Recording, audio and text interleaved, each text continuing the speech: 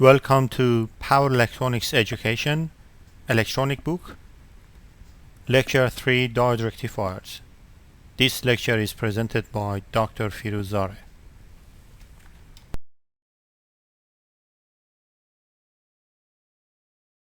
Let's consider another circuit diagram, which is a three-phase half-wave diode rectifier with a star connection. In this case, we have three phases, phase A, phase B, and phase C. So again, which diode conducts? A diode whose phase voltage is greater than other phases. For example, in this case, phase A over this cycle is greater than phase B and greater than phase C. So that's why over this cycle, this diode conducts. So this is on. So in this case, this voltage appears across this load. So what's the voltage across each diode? Let's start with this diode. For example, over this period, when D1 conducts, suppose that the voltage across the diode is 0. So then we have 0 voltage. And over this cycle, because this phase actually appears across the load, that means over that cycle D2 conducts. If D2 conducts, D1 is off. So what's the voltage across the load? So this point is VB. So that point is VA. That means the voltage across this diode over that period is VA minus VB.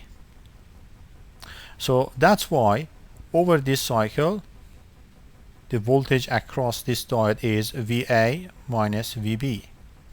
And if we concentrate on this interval here, because in this case, this diode conducts, then this voltage will be VC. So what's happened? We have VC here at this terminal. So the voltage across this diode is VA minus VC.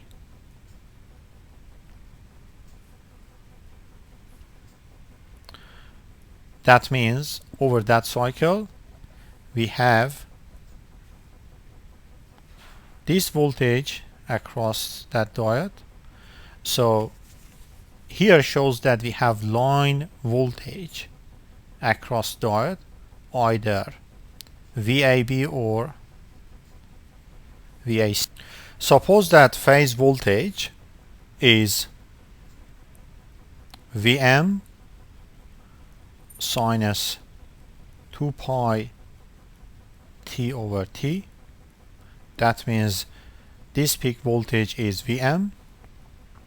Because the voltage across the diode is line voltage, that means this peak is root of 3 Vm and with negative across the diode. So in this case, we can see that the line voltage appears across the diode when the diode is turned off. Now let's find the average output voltage for this voltage waveform. So basically, this is a sine wave for phase A, and this is phase A appears across load. So a simple method that we can find the output voltage is to just move the axis from this time to a new frame and define a new function. So because this is my output voltage waveform, so I can define a new function. So instead of sine wave, I can say that this portion of output voltage, just this portion, is cosine 2 pi T over T. That means if the input voltage is sine wave, Vm sinus 2 pi t over t, then output voltage is Vm cosine 2 pi t over t based on this new axis. So what's happened? In this case, I need to find this area. In this case, time is 0 at this point. So this cycle, this period is t over 3. So if I split into two sections, then this section, this time in the new time frame is t over 6, and this one is minus t over 6. So that's why I can define output voltage in this new frame based on this equation. So now we need to actually find this area, which is basically the average output voltage. So we have defined integral, which is basically the lower limit of integration is minus t over 6, and the upper limit of integration is t over 6, defining from this point to this point, and the output voltage waveform is Vm cosine 2 pi t over t, and the variable of integration is dt. So this is a solution for this integral. That means if we have in general cosine at dt, so solution is 1 over a sinus at. So in this case, a is 2 pi over t. So this term is 1 over a, and this term is the answer for cosine 2 pi t over t. So again, the upper limit is t over 6, and the lower limit is minus t over 6. So when we simplify the equation, basically the upper limit gives sinus 2 pi t times of upper limit is t over 6. That means sinus pi over 3, which is this part, and same for that part. So then we can simplify again.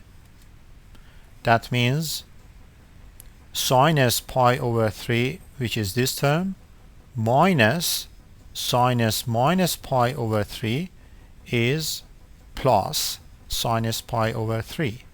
So this term plus that term is 2 times of sinus pi over 3. Then we have sinus pi over 3, which is root of 3 over 2. Finally, we can simplify the equation, and the output voltage is 3 times of Vm over pi times of root of 3 over 2, or 3 times of root of 3 Vm over 2 pi.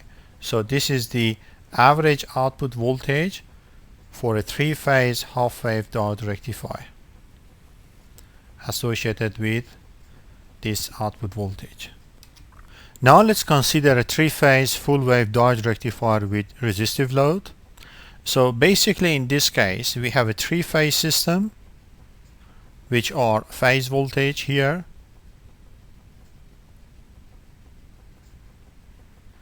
and we have also shown the line voltage. So in this case we have phase A, phase B, phase C, and also we have different line voltages that we describe in this circuit diagram. So now let's look at the topology. In this topology we have two sets of diodes. We call them upper diodes, which consist of D1, D3 and D5, and lower diodes, which consist of D2, D4 and D6. So basically in this case we have two half-wave diode rectifier. So to analyze this circuit in a simple way, we just consider the upper diodes and lower diodes as two half-wave diode rectifier. That means the upper diodes provide positive voltage and the lower diodes provide negative voltage. So in this case we just consider this set of diode with respect to positive voltage. That means when one of the phase is greater than other phases, then one of these diodes conducts, and we consider this set of diodes with respect to negative voltage. That means when one of the phases is lower than the other phases, that diode will conduct. So in this case what happened, we can basically rectify the input voltage based on these upper diodes which provide positive voltage and this lower diode which provide negative voltage, and finally we can find the output voltage. In order to analyze this topology, we can consider positive voltage for upper diodes and negative voltage for lower diodes. For example, similar to half-wave diode rectifier, which diode conduct? A diode whose voltage is greater than other voltage, and same for this set of diodes. Let's concentrate on this time interval. For example, in this time interval we just concentrate on upper diodes. So in this case the red one, which is phase C, is greater than phase A and phase B. So in the upper diodes, phase C conducts, that means the diode D5 conducts. And in the lower case, which diode conducts? A diode whose voltage is negative compared to others. For example, in this case, the blue one, which is phase B, is lower than other voltages. So phase B conducts, that means in this set, diode D4 conducts. So what's happened in this case? D5 and D4, they conduct, and that voltage appears across the load. And then we can see the current loop. This is the current loop. That means this is on, and these diodes are off. So what's happened? The voltage across the load is line voltage. That means this point, which is basically VC, is connected to positive terminal, and this point, which is basically phase B, is connected to this point. So what's the output voltage? Output voltage is VCB. So over this period, this is line voltage, which means VCB voltage in phase C minus phase B appears across the load. Then we can simply find the other voltage in different time intervals. Now let's consider next time interval. In this time interval, phase A is greater than phase B and phase C. That means in this set of diodes, D1 conducts, D3 and D5 are off, and over this cycle we can see that phase B is lower than other phases. That means in this set of diodes, D4 can conduct, and D2 and D6 are off. So basically what's happened, this point, which is VA, is connected to this terminal. So the positive terminal is connected to phase A, and this point is connected to this terminal, which is VB. So what's happened? The output voltage is VAB. So in this case, this is the current loop. You can see that diode D1 and D4 conducts, and the voltage across the load is VAB. In this time interval, here we can see that still phase A is greater than phase B and C. So in this set of diodes, phase A is greater than other phases. That means again D1 conducts. And here we can see that the red one, phase C, is lower than phase B and phase A. So in this set of diodes, because phase C, which is connected to this leg, so this diode is turned on and these diodes are off. So what's happened again? This point is connected to phase C and this terminal, and this point, which is phase A, is connected to this terminal. So the voltage across the load is this line voltage, and that means that diode 1 and diode 6, they can conduct, and this is the current loop, which means D1 and D6 are on and line voltage appears across this load. For this time interval, here we can see that in this set of diodes, because phase B is greater than phase A and phase C, so that's why this diode conducts. So here you can see that phase B is connected to this leg, so either this diode or this diode should conduct. Because the phase B is greater than phase A and phase C, so in this set of diodes, this diode conducts. And if you look at negative voltage, this set of diode belongs to negative voltage. That means over this cycle, because phase C, the red one, is lower than phase A and phase B, so in this set of diodes, because this leg is connected to phase C, and because negative voltage means this set of diode should be turned on, so in this case phase C is lower than other phases, so D6 will be turned on. So what's happened again? The voltage across the load is VBC, because this point, which is phase B, is connected to this terminal, and this point, which is phase C, is connected to this terminal. So here we can see the current loop, which is basically D3 and D6 conducts as mentioned here, and the voltage across the load is line voltage, which is VBC. In this time interval, we can see that again phase B is greater than other phases, so that's why in this set of diodes, this diode conducts,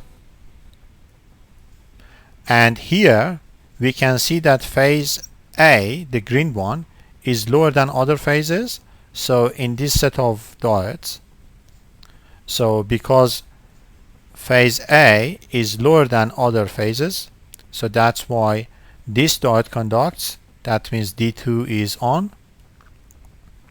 So finally, over this period, we can see that the output voltage is VB, because this point is connected to VB, which is basically connected to this terminal, and this point is connected to VA, which is basically connected to this terminal. So the output voltage is VBA, line voltage, and this is the current loop. That means D3 and D2, they conduct as is mentioned here, and the output voltage is line voltage. So let's consider the last time interval.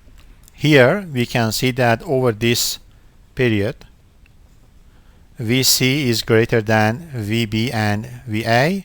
So in this set of diodes, this one conducts, and then over this period the green one, which is phase A, is lower than other phases. So that means in this set of diodes, this diode conducts.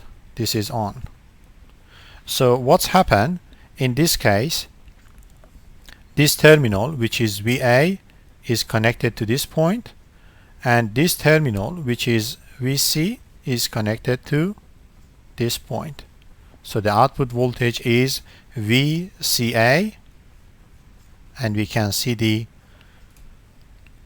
current loop. So this is current loop. That means D5 and D2, they conduct as is mentioned here, and the output voltage is line voltage. So we have analyzed output voltage, and now let's look at the input current. So basically over this cycle, the first one, we can see that none of these diodes, D1 and D2, are on. So in this case there is no current through this line. So that's why the input current, if we just concentrate on phase A, is 0 over this interval. But here for this interval and that interval, here we can see that D1 conducts either for first interval and second interval. So when D1 conducts, that means this is the current. And again, in this interval, we can see that none of these diodes are turned on. So then there is no current through this leg. That means the input current is 0. And again, in these two intervals, we can see that D2 is turned on. That means the current through the diode is this one, or the input current is negative. So that's why over these cycles we can see that the input current is negative.